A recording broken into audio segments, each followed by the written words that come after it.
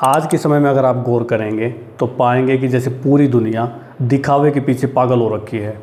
हर तरफ बस बाहरी सुंदरता और शारीरिक बनावट का ही बोलबाला है। ऐसा लगता है कि इंसान की पहचान उसके चरित्र से नहीं बल्कि उसके लुक से तय हो रही है।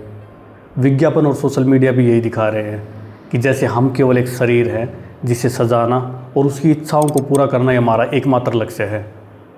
चाहे वर्क प्लेस हो या फिर कोई पार्टी हो, हर जगह इंसान को एक चीज़ की तरह आंका जा रहा है।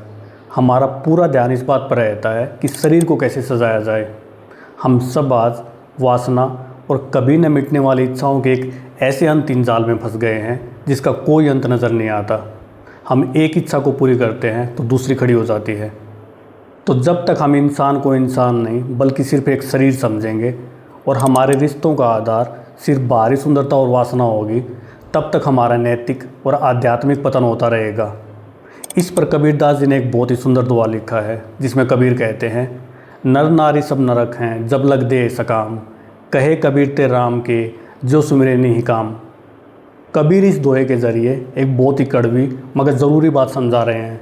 कबीर कहते हैं कि जब तक स्त्री और पुरुष दोनों एक दूसरे को सिर्फ शरीर के नज़रिए से देखते रहेंगे और उनके मन में बस वासना, स्वार्थ और शारीरिक इच्छाएं हावी रहेंगी, तब तक उनका शरीर और उनका अस्तित्व दोनों नरक के समान है। क्योंकि ऐसी सोच इंसान को एक ऐसी कैद में डाल देती है जहां उसकी आत्मा कभी आज़ाद होकर ऊँचा सोच ही नहीं पाती। उसकी पूरी दुनिया बस इसी हाड़ मांस के शरीर के इर्द गिर्द सिमट कर रह जाती है।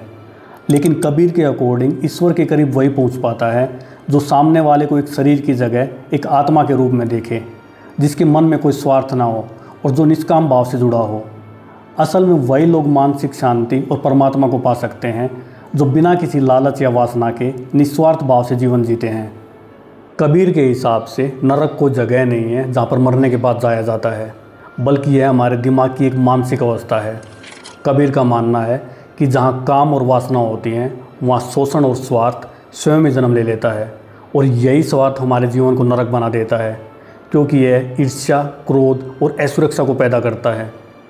जहाँ आजकल की मॉडर्न लाइफ में बाहरी आकर्षण और भौतिकवाद का बोलबाला है, वहाँ कबीर का यह दुआ हमें याद दिलाता है कि सच्ची शांति और शुद्धता निष्काम होने में ही है। क्योंकि जब प्रेम में वासना का स्थान निस्वार्थ भाव ले लेता है तो वह प्रेम भक्ति बन जाता है।